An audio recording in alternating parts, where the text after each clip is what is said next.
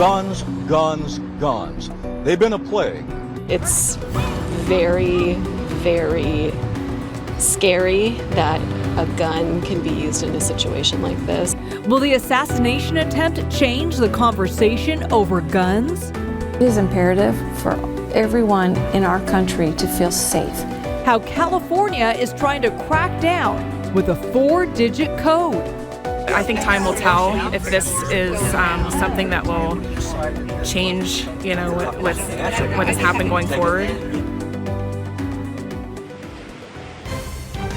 This is CBS News Bay Area with Elizabeth Cook. Now, you would think a gunman firing at a presidential candidate would spark yet another debate over gun control, right? But any calls in Congress have been pretty much silent. In fact, according to Brady United, every day about 117 people are shot and killed here in the U.S. Now, we know that California has some of the strongest gun laws in the nation, and now the state has a new tool to try to curb the violence. A Bay Area lawmaker joins us today to explain how it works. We'll have that conversation in just a few minutes. Well, the recent assassination attempt on former President Donald Trump is bringing the issue of gun violence here in the U.S. to the forefront. But really, honestly, it's never left. While the U.S. is on pace to see an overall drop in mass shootings compared to last year, our country is still averaging more than one mass shooting every day in 2024. Every day. That's according to the Gun Violence Archive. Ann Makovic has been looking into the numbers and efforts towards more gun safety. And Liz, first, the latest on that assassination attempt. Investigators still don't have a motive there, but we are learning more about what happened in the moments leading up to it. The photo taken by local law enforcement and obtained by the New York Post shows that gunman shortly before he opened fire at Saturday's campaign rally. They say a sniper from a local tactical team took a picture, saw the shooter looking through a rangefinder and called for backup. But by the time other officers responded, the shooter had scaled the building. One person was killed in that attack. 3 others, including Trump, were injured. And while President Biden has avoided making gun control a rally cry in the days after the shooting, he addressed the national convention of the NAACP yesterday, came out swinging. We're going to speak about violence. We're going to speak about guns. More children in America die of a gunshot wound than any other reason. That's stunning and that is sick. That statistic has been true for children and adolescents since 2020 in the U.S. And that is what has prompted Surgeon General Vivek Murthy to issue the nation's first ever public health advisory on gun violence. My hope is that if we understand this as a kids issue, that we will raise it on the priority list, that we will see it not as a political issue, but as a public health issue that should concern all of us. The 40-page document calls for banning assault weapons for civilian use, universal background checks, and requiring safe and secure storage for firearms. But the measures have little chance of passing in Congress, where Second Amendment advocates oppose gun control efforts. 2 years ago, Congress passed bipartisan gun safety legislation following the mass shooting at Robb Elementary in Uvalde, Texas. But since then, new gun safety legislation has gone nowhere. Of course, California has some of the strictest gun laws in the nation. Governor Newsom has made it one of his key political talking points. He posted recently on X saying if every state in America had California's gun death rate over the past decade, 140,000 more Americans would be alive today. California's homicide rate is 33% below the national average, but this remains a largely partisan issue, Liz. Certainly does. All right, Ann, thank you so much. Well, still ahead, could a change in the gun buying process actually make a difference? We'll talk to a Bay Area lawmaker about his bill that just took effect. We'll ask him how it works and what more can be done to curb the violence. KPIX awarded the Emmy for overall news excellence. Gun control activists are hoping a new California law will help deter mass shootings. It requires credit card payment networks to provide a 4-digit ID code for gun and ammunition retailers. They're known as merchant category codes. The numbers already appear on credit card statements for most types of businesses. These codes help payment networks offer rewards and track spending trends. Gun control activists hope it will flag suspicious purchases, but gun rights advocates fear the codes will lead to unnecessary tracking of gun owners. What we're advocating for with this code is closing one of those exemptions where the gun industry is not treated like every other business, even though it should be. Our hope and belief is that because of that oversight, we'll see a decline in active shooter situations, and we'll see the banking system closing its door to gun traffickers. This is a normal, protected, lawful activity, and to carve it out as something that needs to be identified and data mined for evil really sets a very bad tone for how gun ownership, lawful gun ownership, is viewed, while simultaneously adding zero predictive value in its stated purpose of detecting patterns that mass shooters may engage in. California is the first of 3 states, including Colorado and New York, to pass bills requiring tracking codes for gun stores. 17 states have now passed some sort of limits on category codes for gun retailers.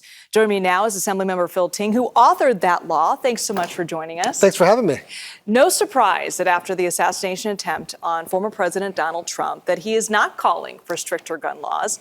President Joe Biden coming back and saying that all assault weapons should be banned. But yet, after that, that's kind of where the debate ends after this case. Were you surprised by that? Not surprised at all, but if you look at the data, that you saw the tweet from the governor's office in California, that we have some of the lowest incidents per capita of gun violence in California, simply because of all the protective measures we take here in our state.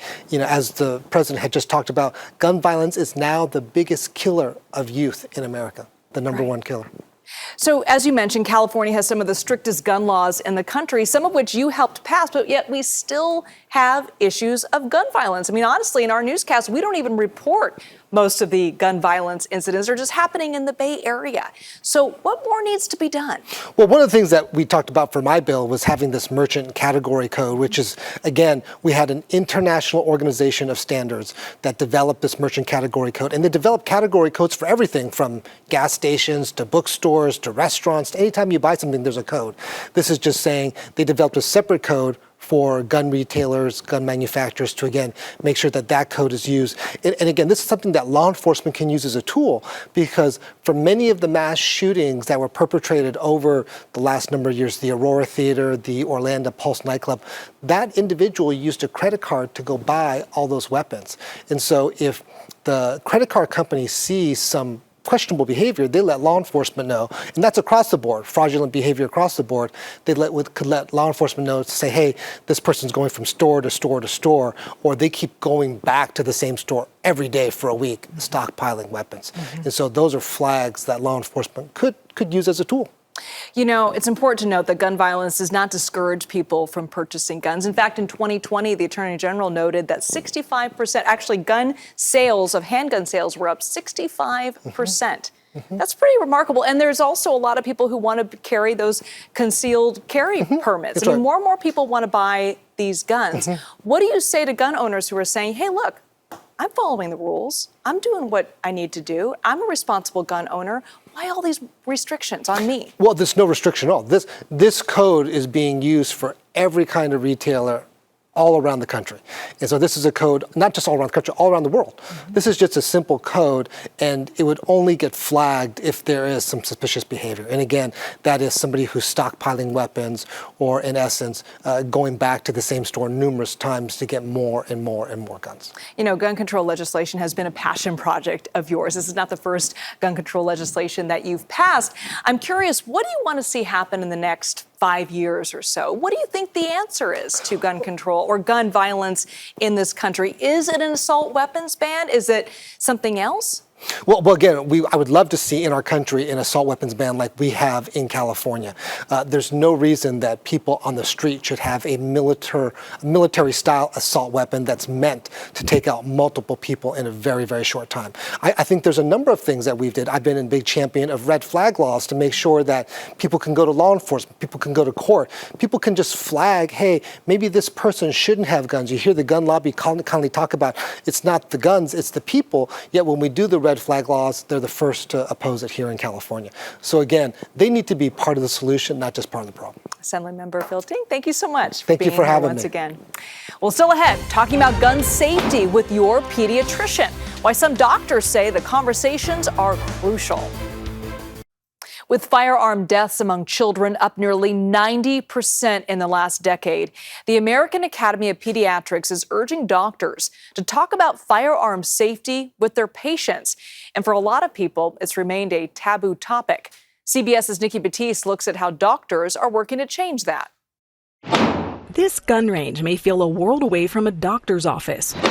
But these are medical professionals training to save lives by learning about guns. I felt like I had a real deficit in talking about firearms with patients. We sat in on the class Dr. James Bigham teaches at Max Creek Gun Range in Wisconsin. First thing I want to start off with is the bullet. With shop and gun owner Steve DeRazio. That's part of being the responsible gun owner, is knowing right from wrong. A primary care doctor and professor at the University of Wisconsin School of Medicine, Dr. Bigham asks his patients about how they store their weapons in routine visits. People may feel it's too personal, but as a physician, I absolutely think I have the space to say we got to be doing everything we can to protect our children, our communities. In 2018, the NRA tweeted regarding this topic that doctors should stay in their lane. What's your response to that? Yeah, I think this is our lane.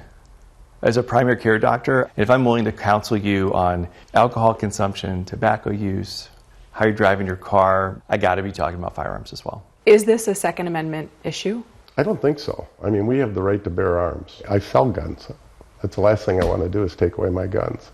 It's not about taking away, it's about safety, and that's it. Nearly 500 people a year die from accidental shootings. Gun suicides are at an all-time high for adults, and suicide rates for children have risen dramatically. Access to unlocked firearms in homes makes suicide nearly 4 times more likely. There are about 30 million children across the country living in homes with guns. Studies show a child as young as 3 has the strength to pull this trigger. Pediatricians at the Children's Hospital of Philadelphia say asking parents about safe gun storage is as important as asking about bike helmets and pool safety. Are there any guns at home? Dad is in the Army, so there is one, but we actually got a lock here for it. To share your experiences. Dr. Dorothy Novick is also teaching these soon-to-be doctors how to broach the triggering topic. All of the injury prevention, safety counseling that we offer, we now wrap firearms right into that conversation to really make it normal. The hospital provides these gun locks to families, one step in making homes safer. This is really a conversation about safety. This is not a question about politics or ideology. And in fact, people from all across the ideological spectrum all agree that firearm safety is really a fundamental tenet of responsible firearm ownership. Critical care, starting with a life-saving conversation.